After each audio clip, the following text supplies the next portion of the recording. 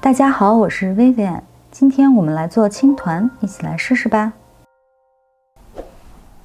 首先将艾草用温水浸泡一下。为了保证青团的外皮有嚼劲，而且软糯不粘牙，我们来制作一个黏米团。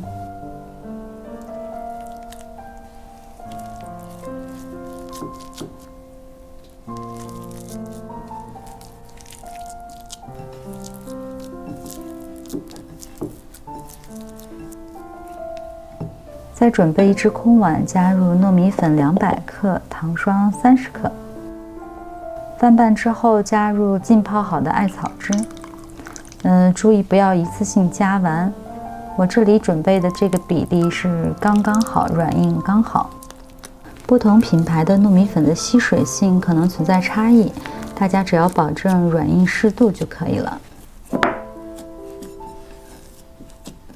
面团揉匀之后，再加入准备好的黏米团，进一步揉匀。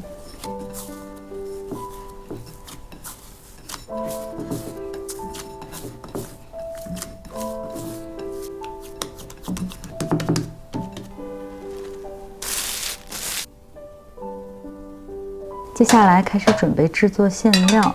我们首先来制作咸蛋肉松馅儿。架上蒸锅之后，首先将咸蛋黄蒸熟。我今天选用的是咸鸭蛋的蛋黄，这样口感更加的咸香美味。再加入100克的海苔肉松，翻拌之后就开始准备团馅儿。可以提前在手上刷一层油，防止粘手。之后将馅料制成30克左右的团子。接着来制作第二款馅料红枣豆沙馅儿。首先将红枣去核，去核的方式比较简单，但又有一些危险。希望大家在操作的时候小心，不要割伤手指。在空碗中加入100克豆沙馅儿，再拌入10克猪油，加入枣丁，翻拌之后也制成30克左右的团子。接下来开始准备制作青团的外皮，醒好的糯米团分割成40克左右的团子。皮和馅儿都准备好了，我们就开始进行包制。今天准备的食材比例呢，刚好可以制作12颗青团，够全家人2天的早餐了。最后垫上油纸，放入蒸笼，用大火蒸至10分钟就可以了。外皮油绿软糯，内馅松软可口的青团就制作完成啦，一起来尝尝吧。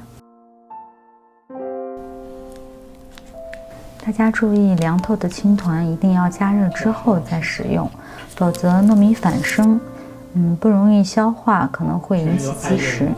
剩余的青团在表面刷一层熟油，然后用保鲜膜包裹起来，可以在冰箱中冷藏。青团的保存时间不宜过长，为保证口感，建议尽早食用。用爱烹饪，用心品味，我是Vivian。喜欢我的视频就订阅我吧，以后每周都会送上美味的料理哦。谢谢支持，下回见喽。